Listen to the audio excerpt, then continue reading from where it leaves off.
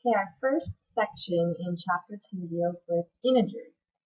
So 2.1, we're going to learn a few things about integers. What I want you to do right now is go ahead and pause the video and do the vocabulary. I'm not going to go through that.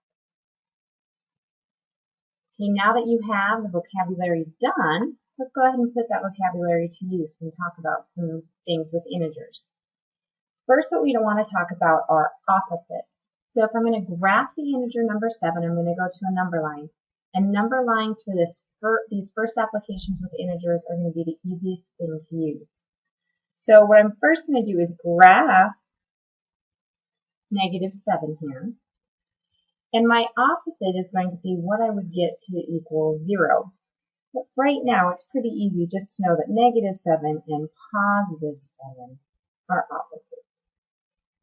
And remember, when I'm writing positive numbers, I don't actually put a plus there. That's understood. Okay, what about comparing integers? Again, a number line is going to be the easiest way to compare. So 4 and -4, well, I know those are opposite, so I could just use that fact. But let's use a number line.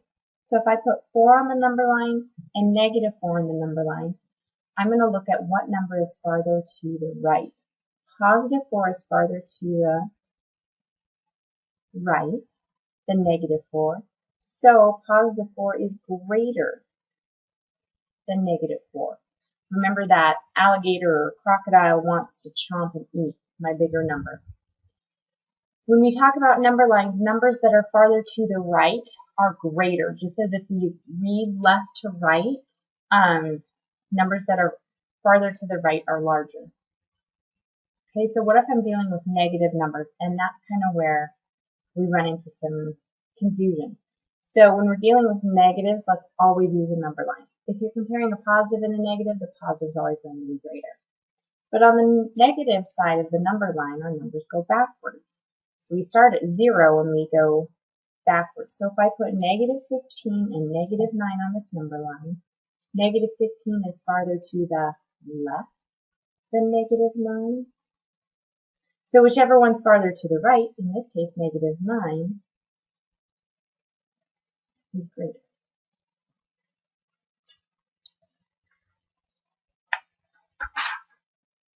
Okay, use a number line on example 3 to order the integers from least to greatest. This is going to be the easiest way for you guys to do this right now, so in your homework I want to see number lines. And I'm just going to start with the first number, -3. And what I'm going to do is I'm actually just going to circle them. It's a little hard to see on this video. So -3 is done. 6. I'm just going to go through and cross them out so I make sure not lose or forget an integer anywhere. -5, 2, 0, and -8. Now it's really easy to just go through with the numbers that I have circled and list them. Okay, from least to greatest, left to right. -8, -5, -3, 0, 2, and 6. There's my list from least to greatest. Absolute values are a little tricky. I know you guys just defined them on the other side, but absolute values are a measure of distance. And we'll spend a little time in class talking about this. But you never get to go backwards in your measurement of distance. If you run around the track one time and go 400 meters, and then run backwards around the track another 400 meters, it's not that you travel the distance of 0, you travel the distance of 400 in one direction, and a distance of 400 in another direction, but your total distance is 800 meters. So that's a good way to think about absolute values. Just always, how far did you travel from 0? And 0 can be any starting point. Usually we'll use a number line, but in life it can be any starting point. So you didn't drive to Bozeman and go 30 miles and drive back, and then that means your distance traveled was 0. You traveled 60 miles. You traveled 30 miles there and 30 miles back. So in that case, home, or 3/4, is my 0, or my starting place. So for these absolute values, let's go ahead and use a number line. So I'm going to mark 8 on my number line. So there it is. And then I'm going to measure how far is that from 0. Now if I just count the units, 1, 2, 3, 4, 5, 6, 7, 8. So the absolute value of 8, or the distance of 8 from 0, is feet. So when you write your final answer in absolute value, it will never contain those absolute bars. Those are just a grouping symbol or a arithmetic symbol for you to do your work with. Absolute value of negative 12. Let's go ahead and graph that on the number line. And then here's 0. Well, how many units? How far is 12 from 0? Remember, direction doesn't matter. It just matters how far it is. So I'm just going to count these units. 1, 2, 3, 4, 5, 6, 7, 8, 9, 10, 11, 12. So the absolute value of negative 12 is 12. Kind of a positive number, because my distance always is going to be measured as a positive. So let's do these two check it outs at the bottom. I'm going to graph the integer 5 and its opposite. Opposites add to 0, so if I'm 5 to the right of 0, I need to be 5 to the left of 0. Negative 5, there's my two opposites. I'm going to compare negative 7 and negative 10. I'm just going to put a number line on here. Here's 0.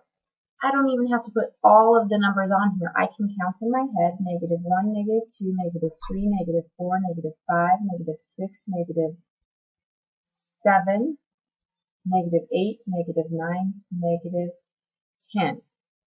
So now if I compare those numbers, which one's farther to the right? Negative 7. The negative 7 is greater than negative 10. Great job. I'm going to go through the skills intervention with you guys. And then you're going to have to do some work with this stuff. So the opposite or additive inverse of a number is the number that it's the same distance from 0 on a number line. The integers are the set of the whole numbers and their opposites. Graphing integers and their opposites on a number line. We're going to look at some graphs. So they ask us to graph 2 and its opposite. How many units from 0 is 2? 2 units. Plot a point on 2 on the number line. I'm just going to plot that point. What number is also 2 units? So this was 2 to the right. So I need to figure out what is 2 to the left. Negative 2. So where should we plot the other point? Negative 2.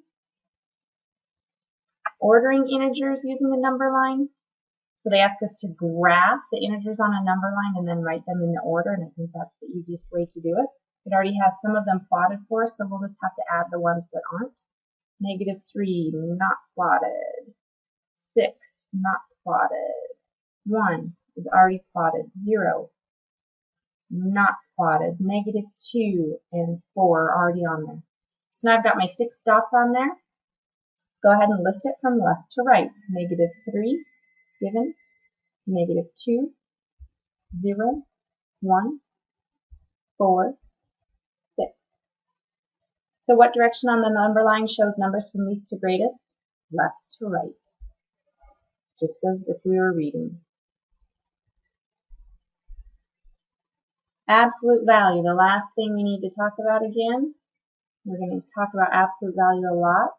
The distance from 0 to the number on a number line, and it's represented by horizontal lines on either side of our number. So here's our horizontal, should be vertical lines. It's represented by vertical lines,